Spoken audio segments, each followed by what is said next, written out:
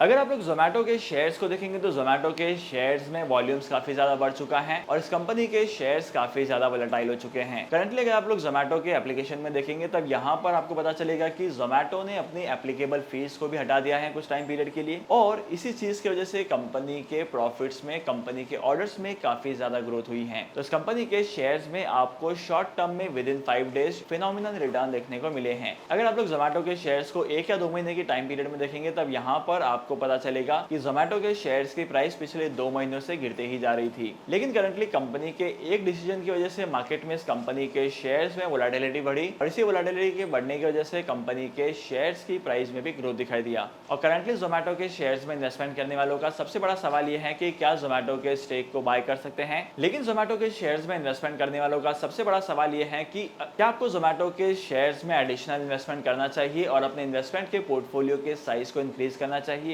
या अपने इन्वेस्टमेंट के पोर्टफोलियो में ज़ोमैटो के शेयर्स को सेल करके प्रॉफिट बुक करने में ही भलाई है। चलिए जानते हैं आज की इस वीडियो में। अगर आप ज़ोमैटो के फंडामेंटल्स को देखेंगे तो ज़ोमैटो के फंडामेंटल्स काफी ज्यादा वीक लगते हैं। कंपनी स्टिल एक लॉस मेकिंग कंपनी है और जो भी कंपनी कोई लॉस मेकिंग कंपनी होती है तब यहाँ पर लोग इन्वेस्टमेंट करना कम कर देते हैं और कंपनी को ओवरऑल लॉसेस भी फेस करने को मिलते हैं। कोई भी इन्वेस्टर किसी ऐसी कंपनी के शेयर्स में इन्वेस्टमेंट नहीं करना चाहेगा जहां पर लॉस हो रहे हो। सेकंडली अगर आप लोग ज़ोमैटो के बिजनेस मॉडल को देखेंगे तो ज़ोमैटो का जो बिजनेस मॉडल है वो काफी ज्यादा अट्रैक्टिव है। इस कंपनी के टॉप मैनेजमेंट का कहना है कि ज़ोमैटो का जो बिजनेस है वो काफी हद तक ग्रो करते जा रहा है और आने वाले क्वार्टर्स में ज़ोमैटो में भी प्रॉफिट्स दिखाई देंगे। अगर आप लोग ज़ोमैटो के रेवेन्यू स्ट्रीम्स को देखेंगे तो ज़ोमैटो का मेन रेवेन्यू जो होता है वो फूड ऑर्डर से ही आता है। ज़ोमैटो का कस्टमर के लिए फूड डिलीवरी एप्लीकेशन है जहां पर कस्टमर्स ऑर्डर कर सकते हैं। कंपनी के पास डिलीवरी पार्टनर्स हैं जो इस ऑर्डर को फुलफिल करते हैं। इसका मतलब यह है कि जितना ज्यादा कंपनी के ऑर्डर्स बढ़ेंगे उतनी ही ज्यादा कंपनी के रेवेन्यूज बढ़ेंगे और कंपनी के शेयर्स की प्राइस भी ग्रो करेगी। तो हाल ही में ज़ोमैटो ने अपने एप्लीकेशन पर ऑर्डर करने पर लगने वाली फीस को कुछ टाइम पीरियड के लिए हटा दिया है। यहाँ पर इस फीस के कम होने की वजह से आपका ऑर्डर करना काफी ज्यादा सस्ता हो गया है। यहाँ पर आपकी थोड़ी बहुत सेविंग हो जाती है। तो इसी चार्ज को रिमूव करने के बाद मार्केट में इस कंपनी के आने वाले ऑर्डर्स जो हैं ज़ोमैटो के एप्लीकेशन पर वो इंक्रीज हो गए और इसी की वजह से कंपनी के पास रेवेन्यूज ज्यादा आने लगे। तो ओवरऑल इसी एक रीजन की वजह से कंपनी के शेयर्स की प्राइस ग्रो करते जा रही है।